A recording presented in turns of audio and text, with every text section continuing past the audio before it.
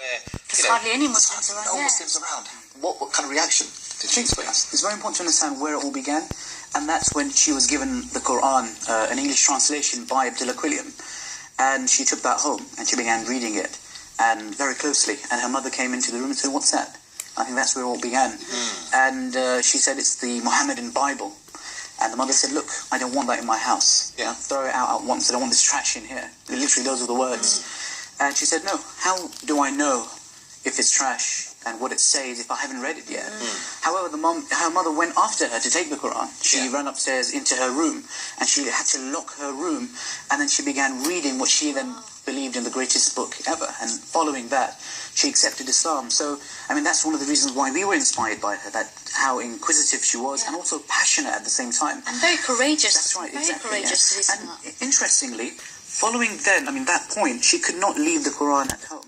So whenever she went out, even when she went to work or when she went to the streets or to the shopping centres, she would take and carry the Quran with her.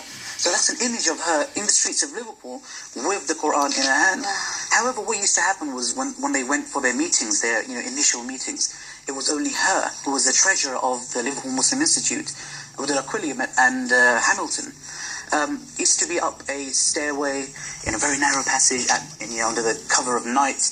They used to be stoned. Okay? Wow. So, garbage, stale vegetables, egged. And there's also several occasions where Abdullah Quilliam mentions that she was even held and horse's manure was wiped across her face. Yes, so not just once, but on several occasions. Yeah.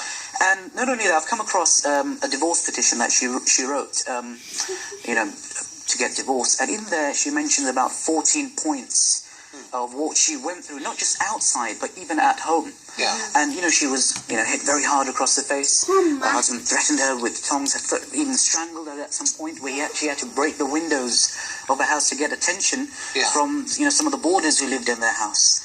It really reminds me of the persecution of the early Muslims. Exactly. It's so similar to the story. And we're talking about Victorian time, UK. We're not talking about the Middle East. However many years ago, we're talking about, it's not too far behind. Wow.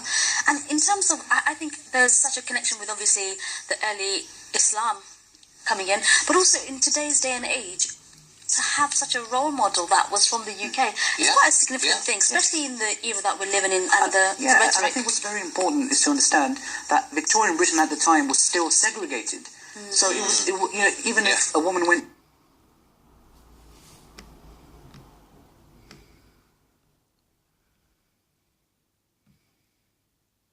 Islam, Abdullah Quilliam, to meet at the mosque, it was just her, Abdullah Quilliam, and Hamilton for 12 months. Learning the Quran at the mosque at the time. So people would have frowned upon that as well. And not only that, her mother, they used to intercept all the letters. They used to laugh at them. They used to lock her in the house where she couldn't go to those meetings. So she went through quite a lot and I think she's a perfect role model for Muslim women, especially in England. Yes. And someone that we can all be inspired by and learn from.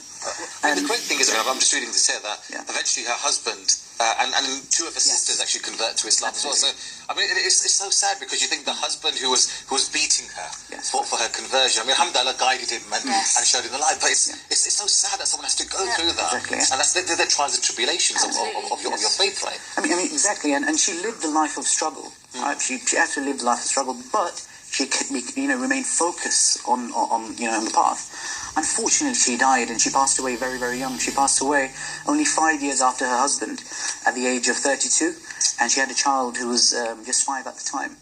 And because we're coming closer to the end, I would just like to read a passage from the Crescent, which is about her funeral and the scene at the time.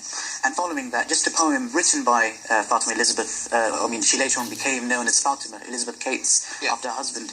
And just to mention her poem, that it kind of summarizes the struggle that she went through. So at the funeral, it is impossible to depict the scene as it presented itself.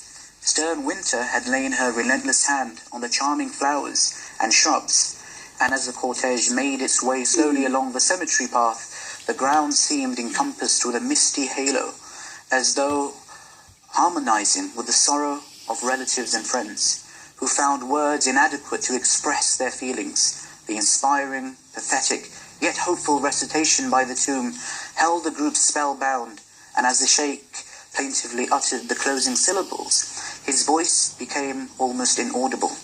O Fatima, say at the gates of heaven, and on the day of examination, that there is only one God, and Muhammad is his prophet.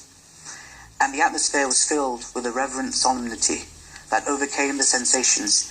The sheikh gazed on the thin, plain coffin, which encased the remains of a pious woman, a true wife, an adoring mother, remains of a woman who had fulfilled, if ever one did, God's mission on earth. The tiny, parentless boy stood awed by the brink of the grave.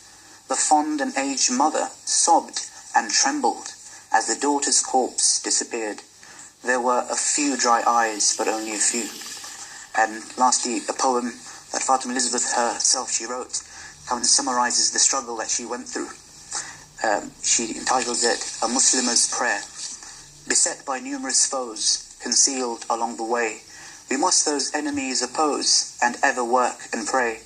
They watch but to devour, like ravening beasts of prey. If we in an unguarded hour but cease to work and pray, then may we ever heed the warning God has given, that so we may in safety tread the road that leads to heaven.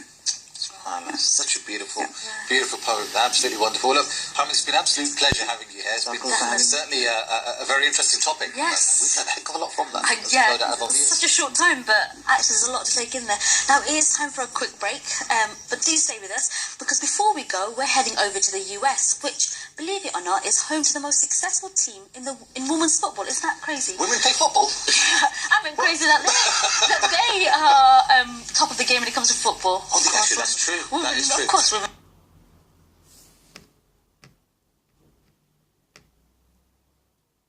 Well, this team, they're hoping to win another title at the upcoming World Cup in Canada.